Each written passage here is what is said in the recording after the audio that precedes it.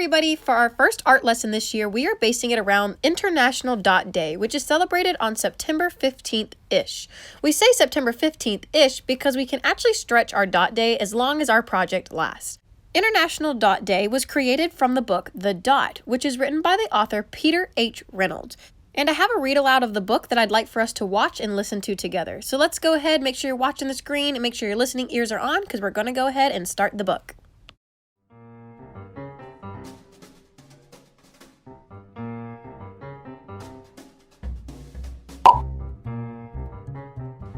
Art class was over, but Vashti sat glued to her chair. Her paper was empty. Vashti's teacher leaned over the blank paper. "Ah, a polar bear in a snowstorm," she said. "Very funny," said Vashti. "I just can't draw." Her teacher smiled. "Just make a mark and see where it takes you." Vashti grabbed a marker and gave the paper a good, strong jab. "There!" Her teacher picked up the paper and studied it carefully. She pushed the paper toward Vashti and quietly said, "Now, sign it." Vashti thought for a moment. "Well, maybe I can't draw, but I can sign my name."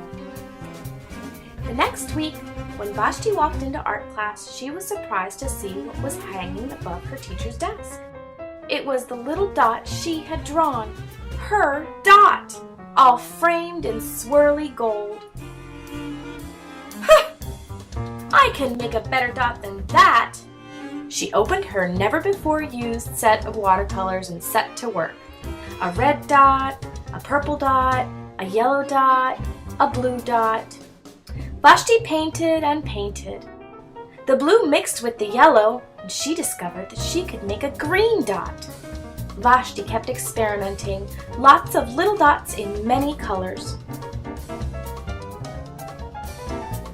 "If I can make little dots, I bet I can make big dots too."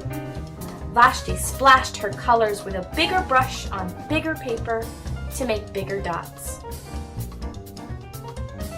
Vashti even made a dot by not painting a dot. At the school art show a few weeks later, Vashti's many dots made quite a splash. Vashti noticed a little boy gazing up at her. "You're a really great artist. I wish I could draw," he said. "I bet you can," said Vashti. "Me? No, not me. I can't draw a straight line with a ruler." Vashti smiled. She handed the boy a blank sheet of paper. "Show me." The boy's pencil shook as he drew his line. Vashti stared at the boy's squiggle, and then she said, "Sign it." The end.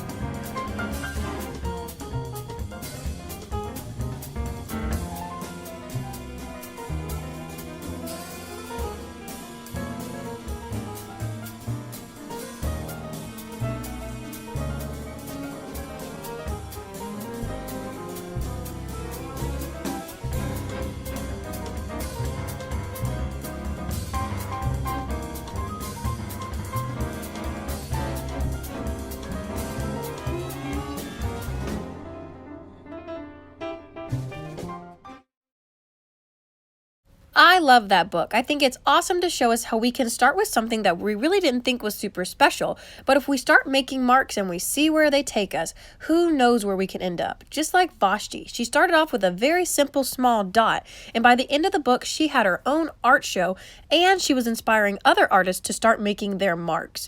So we're going to be making our own marks by creating our own dots inspired by the book, The Dot. And we're going to be creating our dots using a method called printmaking. Printmaking is the artistic process of transferring an image from one surface to another surface. In this example, you can see this happening. You can see our image being transferred from this surface, which is a linoleum block, to this surface, which is a sheet of paper. And when we pull the paper up to reveal our print, we call this pulling a print. So when I might say, go ahead and pull your print, all that means is you are lifting up your paper to show the print that you have just made. And we're going to be using a special printmaking process for our dot print. For our prints, we are going to be creating monoprints. Mono means one. So this means we are only going to be able to print our image or design one time, only once. So when you hear me say monoprint, that means one print. This is pretty different from other forms of printmaking where you can actually print your image multiple times. Like in our example before, the artist would be able to continue to add ink onto her linoleum block and print lots of different pictures.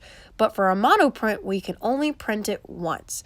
And we are going to be using Paint to create a monoprint. So let's take a look at this video that's going to show us how we create our monoprints. The supplies that you will need in order to make this Paint Monoprint are as follows. You will need a messy mat to keep your area clean. You will need a sheet of paper that you are going to be printing your dot onto. We are using a white sheet of paper. You will need a paintbrush. I'm using a sponge brush. 3 Q-tips. You probably won't need more than 3. And then if you are in class with me, you are going to receive one of these discs. It is a laminated sheet of paper. It has a disc, a circle, and a tab. This tab is going to be what we use to hold while we paint and while we print in order to keep our hands clean. Otherwise, we'd have to be grabbing all over the edges of our dot. So you will receive one of these if you're in class with me. If you are not in class with me, if you are a distance learner, you need just a slick surface in order to make sure that the paint doesn't start to absorb into it. Like cardboard starts to absorb the paint, so that wouldn't work. What you could do is use a piece of tin foil, trace the circle onto the tin foil, and then you have this extra space on the sides to hold on to, so you wouldn't have to worry about creating a tab. You are also going to need paint to print your dot. We are going to use a combination of yellow, red, and orange paint because we're trying to make the same color dot that Vashti had in our book, The Dot. So the very first thing that you are going to do in order to start your monoprint is you are going to get your disc and you are going to receive a little bit of paint onto your disc. If you're a distance learner, just be careful at how much you put onto your disc. So I'm going to show you how much paint you will need. Alrighty guys, so you can see that's not a whole lot of paint. The next thing we're going to do is use our paintbrush and we're going to smear those paints all together to make a new color. And we're going to only paint inside this circle. I'm not going to paint my tab. That's where my hand goes in order to keep my hand clean and to make sure I can hold my disc still while I'm painting. So if you are doing this as a distance learner, place the paint into the center of your circle and just smear it around inside your circle. Try to keep those edges clean. So I'm going to go ahead and mix them all together.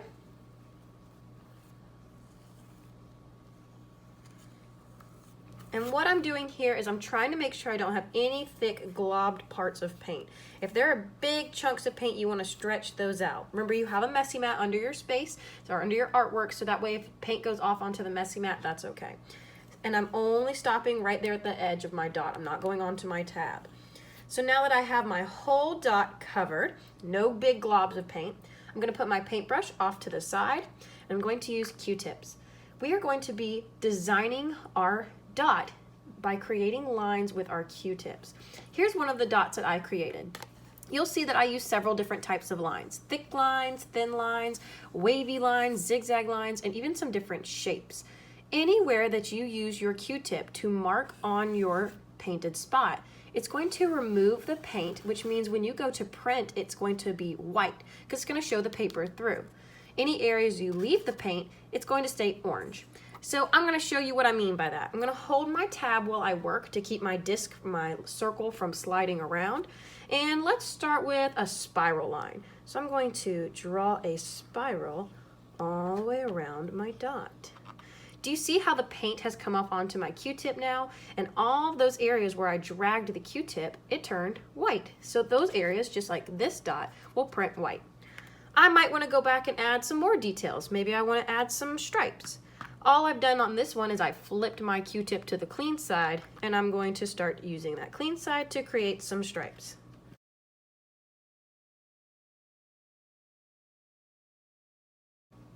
If your Q-tip gets really dirty on both sides, that's why you have extra Q-tips. So you can pick up a new one and you can keep working. Maybe now I want to add some of these dots. I'm going to choose some spots on my circle to add in some dots.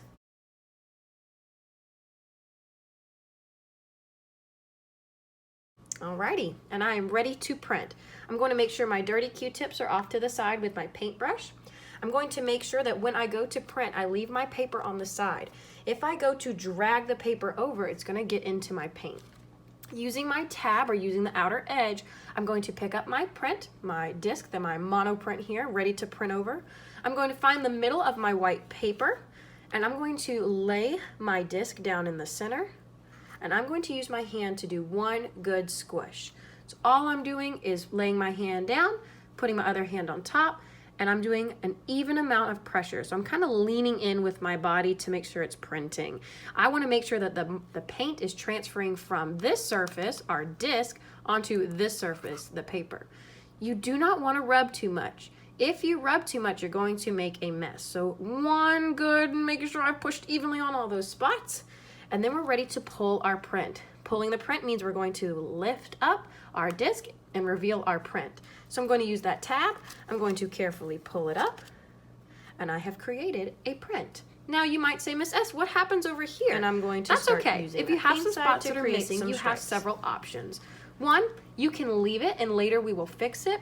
Or two, do you see how that area is a little darker? That means that I didn't push down well in that area. I pushed down well on all of the other parts of my dot, but not that one. So if you're real good, you can try to match up that area that you missed earlier and just push down in that one spot to try to make that area print. So let's see if we got it this time. Oh, look at that. That's so much better.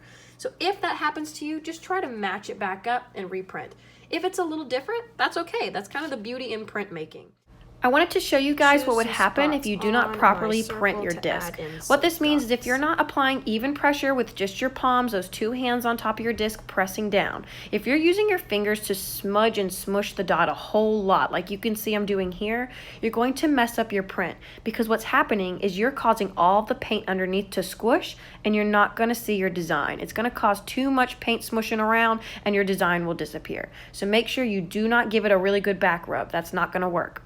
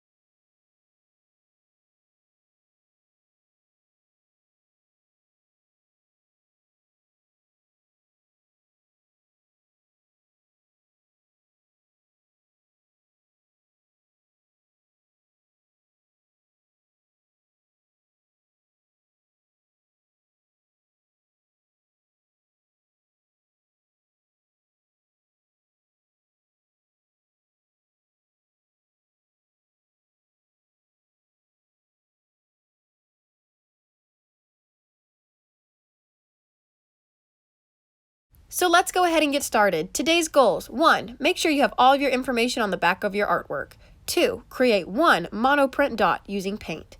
3. Place all of your dots on the drying rack or in a safe space to dry. 4. Clean up your station. And 5. If you have extra time at the end of class, you are always able to grab a piece of scrap paper and free draw. Go ahead and gather the supplies you will need. You have about 17 minutes left until class is over. Use your time wisely, and I will see you next time.